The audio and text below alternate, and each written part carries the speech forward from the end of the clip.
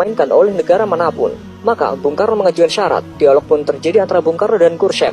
Saya mau datang ke Moskow dengan satu syarat mutlak yang harus dipenuhi. Tidak boleh tidak, kata Bung Karno. Khrushchev pun balik bertanya, apa syarat yang Paduka Presiden ajukan? Bung Karno menjawab, temukan makam Imam Bukhari, saya ingin menziarahinya. Tentu saja Khrushchev yang komunis tulen pun sangat bingung. Siapa Imam Bukhari, pikirnya. Khrushchev segera memerintahkan pasukan elitnya untuk menemukan makam yang dimaksud. Ternyata hasilnya nihil. Khrushchev kembali menghubungi Bung Karno. Maaf Paduka Presiden, kami tidak menemukan makam orang yang Paduka cari. Apa Anda berkenan mengganti syarat Anda? Bung Karno pun tersenyum sinis. Kalau tidak ditemukan, ya sudah, saya urungkan niat untuk ke negara Anda. Mendengar pernyataan Bung Karno, sontak membuat kuping Khrushchev panas memerah. Kalimat singkat Bung Karno ini membuat Khrushchev kecewa. Khrushchev kembali memerintahkan orang nomor satunya untuk memecahkan masalah ini.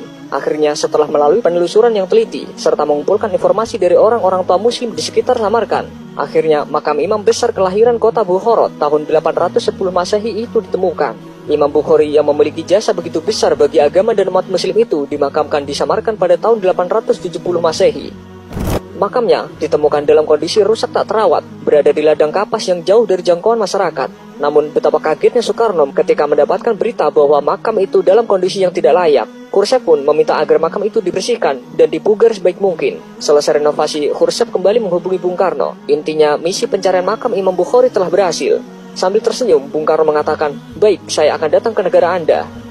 Akhirnya, setelah sebulan sejak penemuan dan pemugaran makam tersebut, Soekarno bersedia berkunjung ke Soviet. Dengan naik kereta api, Soekarno tiba di kota Samarkand pada tanggal 12 Juni 1961. Ribuan orang menyambut kehadirannya. Di sepanjang jalan, penduduk menyambutnya dengan meneriakkan nama Indonesia dan Soekarno sambil mengibarkan bendera merah putih. Sehari sebelumnya, puluhan ribu orang juga menyambut kehadiran pemimpin besar revolusi Indonesia ini di kota Tashkent, ibu kota Uzbekistan. Indonesia adalah satu-satunya negara yang hingga kini sangat dihormati oleh penduduk Uzbekistan dan Samarkand khususnya.